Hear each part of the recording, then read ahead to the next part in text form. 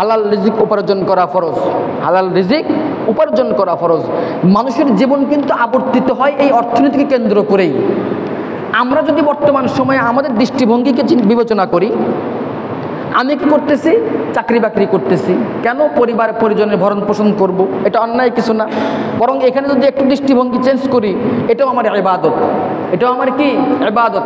আল্লাহ বলছেন হালাল রিজিক কামাই করতে, তাই আমি কামাই করতেছি। ফরজ ফরজ হুকুম আদায় করার সব তার আমলনামে লিখে দেওয়া হবে। কথাটা বুঝলেন? আমার পরিবার আমার দায়িত্বে জিম্মাদারিতে আছে, তাদের ভরণ পোষণ করা আমার ওপর ফরজ, আর একটা ফরজের সব লিখে দেওয়া হবে। কথাটা বুঝলেন? চারটিখানি কথা নয়। যার কারণে আমাদের জীবনও কিন্তু আবর্তিত হয় অর্থনীতিকে কেন্দ্র করেই, কাসব মাআশ উপার্জনকে কেন্দ্র করে। আর এই জিনিসটা এখন এসে এমন হয়ে গেছে যে ইবাদতের দৃষ্টিভঙ্গি থেকে সরে এসে আমরা শুধুমাত্র ভোগবাদিতার দৃষ্টিভঙ্গিতে অগ্রসর হচ্ছি। কথাটা বুঝলেন?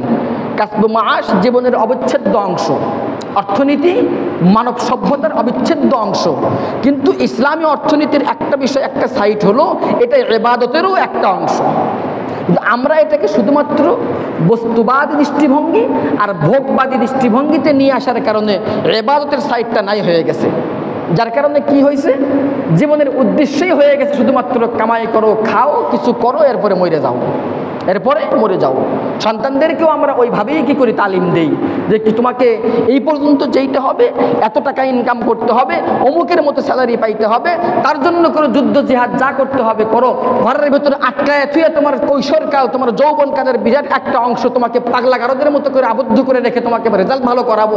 এরপরেও ভালো না হলে বাপ মায়ের কথায়, সমাজের ইশারা ইঙ্গিতে, কটু কথার কারণে গলায় দড়িতে ঝুলে পড়ো, তারপরেও তোমাকে রেজাল্ট ভালো করতে হবে। হয় রেজাল্ট ভালো করো, নয়তো গলায় দড়িতে ঝুলে পড়ো। হয়েছে কিনা?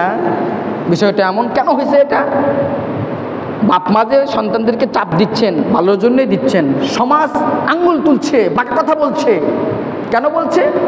ওই অর্থনীতি, জীবন উপকরণ, তোমাকে এমন হইতে হবে, এত পরিমাণ ইনকাম করতে হবে, এই করতে হবে, এইরকম করতে হবে, সেই রকম করতে হবে। তো ইসলাম বলতেছে হ্যাঁ তুমি এটা করো, কিন্তু তোমার দৃষ্টিভঙ্গিকে চেঞ্জ করো। আল্লাহর ফরজের পরে তুমি এটাকে ফরজ মনে করো, তাহলে তুমি ফরজ আদায়ের সওয়াব পাইবা। হালাল রিজিক কামাই করার কথা বলছি, হালাল পদ্ধতিতে ইনকাম করো, ফরজ হুকুম আদায় করার সওয়াব পাইবা। তাহলে তোমার ভিতরে কানাআত থাকবে, অল্প তুষ্টিতে থাকবে, সুকুনাত থাকবে, প্রশান্তি থাকবে। মুহতারাম হাজিরিন, তাহলে কি বোঝা গেল? যে হালাল রিজিক উপার্জন করা ফরজ। এখন কথা